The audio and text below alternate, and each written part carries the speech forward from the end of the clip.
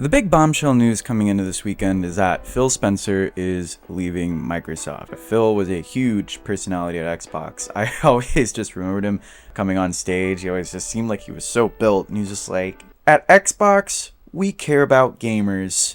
That's my Phil Spencer impression. Yeah, take it or leave it. And he did a big job in changing course from what was going on at the Xbox One launch. Don Matrick and everybody at Microsoft, I guess, coasted on the idea that people would just buy an Xbox because the 360 was cool, and that backfired greatly in their face. I'm not going to get in that whole deal, but as soon as Phil became the head of Xbox, he focused on trying to right the wrongs that gamers were calling out for the system. Microsoft went through a ton of developer acquisitions, whether it be Mojang, Bethesda, Activision Blizzard, and many, many more, in an attempt to bring games and exclusives to the platform. He brought Xbox Game Pass to the Xbox ecosystem, or the gaming ecosystem, I guess, and that was pretty popular for a while. I know that Game Pass now has got a pretty negative connotation to it, but there was a point in time where me and every single one of my friends had it, so we could actually play the same games together online, and it was a pretty sick deal. He also was helped with a lot of things like the Xbox backwards compatibility program, which is still really sick. If you've got a lot of Xbox discs dating back to the original boy over here, you could pop it into your Xbox Series X, Xbox One, and see like enhanced games. And that was part of what he was doing there at Xbox, trying to make it an alternative to PlayStation and of course Nintendo, even though if the identity was still kind of being muddled throughout all these years. Now, while on camera he seems like a cool guy and he's done a lot of cool things at Xbox, don't get attached to CEOs. At the end of the day, they're still there to just make money for a company, and it can be a pretty cynical way to look at it. I love Reggie, but at the end of the day, I gotta remember that guy's there to make money.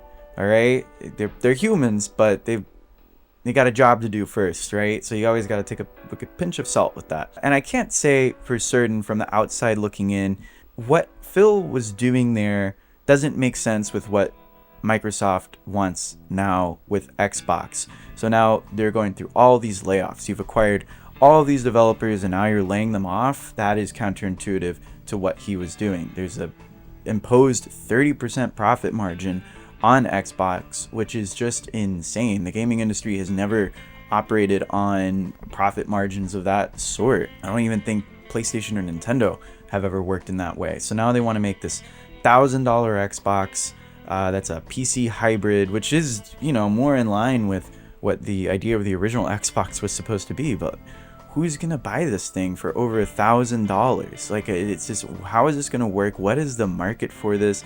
It doesn't really make sense, and it doesn't make sense for him to be there anymore. The goal and the plans for what he was doing at Xbox have completely shifted. Microsoft has done another 180. After all these years of trying to get Xbox on the right course, Microsoft has just not really allowed to see any of the fruits of that labor and has just decided that he's probably spent too much money. Now, this isn't necessarily a defense of Phil. Like I said earlier, don't get attached to CEOs. From what I do understand, he is a bit on that Microsoft AI hype train, which is one of the many reasons that the gaming industry and Xbox as well is going through what it's going through.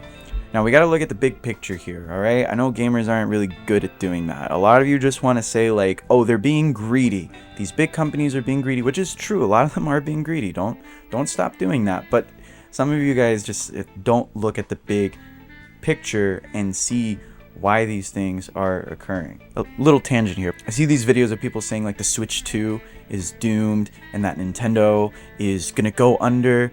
And I'm pissed too that the Switch 2 is $450 or $500 if you get the Mario Kart bundle, and that it's not necessarily the most affordable thing out there.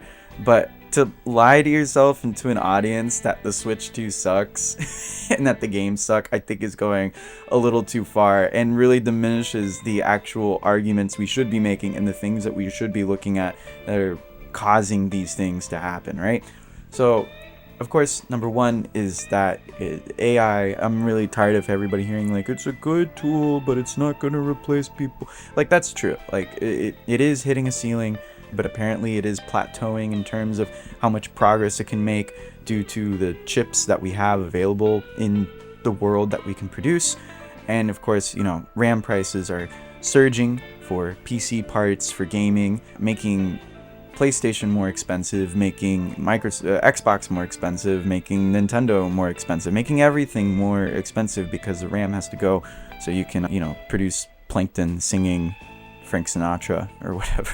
Tariffs also are inflating prices of these systems. I've got a video talking about the Switch 2 and if tariffs influence the price of that. Tariffs are definitely influencing the price of the Xbox, PlayStation, Nintendo. Two things can be true at once. It can be that these companies have to account tariffs into the pricing of their systems, and it could also be true that they're just being greedy and using it as an excuse to inflate the prices of the systems as well. Not only that, but the US, while it's still a huge market for gaming, I think as we continue on into this brave new world that we're living in, we're going to see that the US is not the only market. A lot of other countries in this world are pulling themselves out of third and second world status, and there's more money to be spent in these places. There's other markets, and I think that's being seen because it used to be that you might see these inflated prices or these rise in prices happen outside the US. It's as recent as the PlayStation 5, they were trying to avoid raising the price in the US as much as they possibly could. And so in other parts of the world, even Europe, it wasn't too strange to see these prices come up or an inflated price to begin with for the video game system you wanted to buy. But now the fact that it's happening here in the US, I think is an indicator that this market may not be as valuable or is becoming devalued to these big companies, and they're more or less just searching for the people who can actually afford these systems around the world. There's other big indications like the surge in retro gaming and demand for games that are cheaper. People are just going back and going through their backlog, which I think is great. There are literally hundreds of thousands of video games over the past 4 or 5 decades that a lot of people can go back to and play and enjoy for the first time, and it's not like they're bad or not good anymore. There's a wealth of a library of the entirety of video game history to go through. But the fact that people are focusing on that rather than new games is another indication that gaming probably isn't where it needs to be. The PlayStation 6 has been delayed. The Switch 2 may go up in price. RIP, I still don't have one.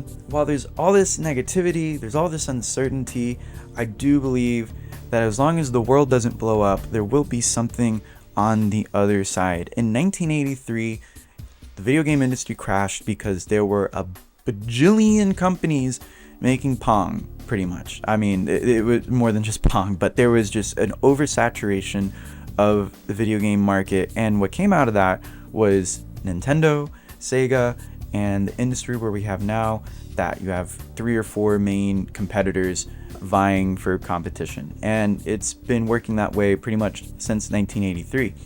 But what I think we're seeing at this point is a complete shift and a change. The console market doesn't really seem to make sense anymore. Why do we need to get a PlayStation 6 if the PlayStation 5 is just starting to kind of hit its stride? And honestly, games still look really good. And the jump on PlayStation 6, like, how big can it be? How much will it really change the way you play a game? It's already been seen that people are still porting most games to PlayStation 4, and the Switch 2 might even give more longevity to the PlayStation 4 because it's in that ballpark of performance. I'm not sure if Xbox is gonna make this transition. I think the fact that Phil is leaving and Microsoft is so gung-ho on AI, and I really think anybody with any sort of reality glasses on is going to see that is going to pop, and AI will probably be something very different for the future, but not really what has been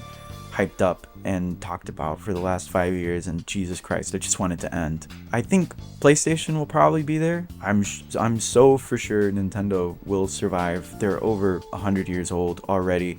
People were saying Nintendo was gonna die when the freaking Wii U was released, and even then people with analysis were like, Nintendo has so much money in the bank, they could survive with failures for another 30 years. And they had the freaking Switch after this, so who knows how long they could survive now, probably for another 100 if they had just failures from there on out. But overall, there's been a lot of different signs and a lot of different indicators that the industry is changing, and we're going to be moving on to probably a completely different structure for the market in some way or fashion, maybe as big as the 1983 gaming crash.